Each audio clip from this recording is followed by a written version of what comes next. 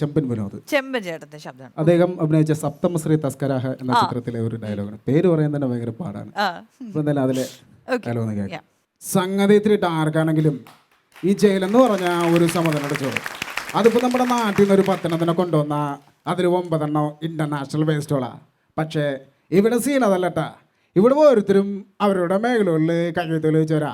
അങ്ങനെ ആകുമ്പോൾ ഈ ജയിലെന്ന് പറഞ്ഞാൽ മൊത്തത്തിൽ ഒരു ക്രിയേറ്റീവ് പീപ്പിൾസ് ആണ് ചോ. അടിപൊളി.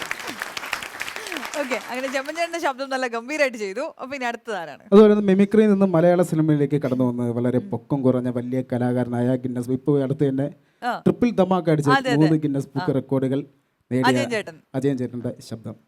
അദ്ദേഹം അവന്റെ അത്ഭുത ദീപം എന്ന സിനിമയിലെ ഒരു ഡയലോഗ്. എവറാന്റെ പെണ്ണ് അവൾ ആരാണെന്ന് എനിക്കറിയോടാ. ഈ ഗജേന്ദ്രന്റെ ഹൃദയമാ. അവൾക്ക് വേണ്ടി ഞാൻ മരിക്കും. ഇറക്കി വിറ കൊന്നരക്കതിരുവാവളെ. ഇല്ലെങ്കിൽ നിന്റെ നമ്മളെ ഇടിച്ചു വിളിച്ച് കൊളവാക്കും. കുഞ്ഞോനെ തലയിലെ കുഞ്ഞോനെ കുഞ്ഞോനെ തലയിലെ കുഞ്ഞോനെ. ഗിന്നസ് പക്രു എന്ന അജയൻ ചേട്ടന്റെ ശബ്ദം. അത് കഴിഞ്ഞിട്ട് ഇനി നമുക്കൊരു തമിഴിലോട്ട് പോകാം.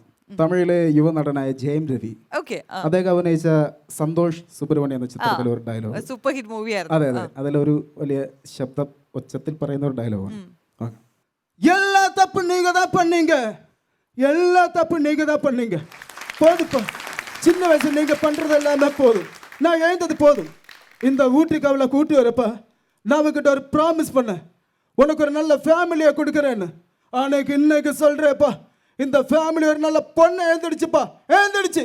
She is gone. ഓ അടിപൊളി. അപ്പോൾ അതുകൊണ്ട് വീണ്ടും തമിഴിൽ നിന്ന് ഒരു താരമാണ്.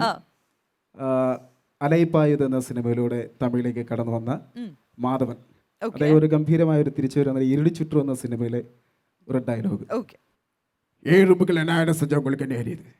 எனக்கு பொண்டாட்டியிலே ஓடி போயிட்டேன். என்ன நான் ஒரு தோத்தாங்குள்ளி போட்டு உண்டான பொலிட்டிஷனாக நான் யாரு கூட நினைப்பா. ஆனால் ஸ்டூடெண்ட்ஸுகளை வச்சுக்க மாட்டேன்னு உங்க எல்லாருக்கும் நல்லாவே தெரியும். உங்களை மாதிரி பேண்ட் கட்டிட்டு ரூமுக்குள்ளே பாசிட்டிவ் செலக்ட் பண்ணுற ஆள் நான் இல்லை. ரெங்குக்குள்ளே உங்கள் பாட்சி பார்த்து செலக்ட் பண்ணுவேன். என் போகும்போதில் கிளம்படி സാക്കടക്കെ കിളപ്പിപ്പോ. അതൊരു ഗംഭീര വേഷമായിരുന്നു ആ ചിത്രത്തിലെ.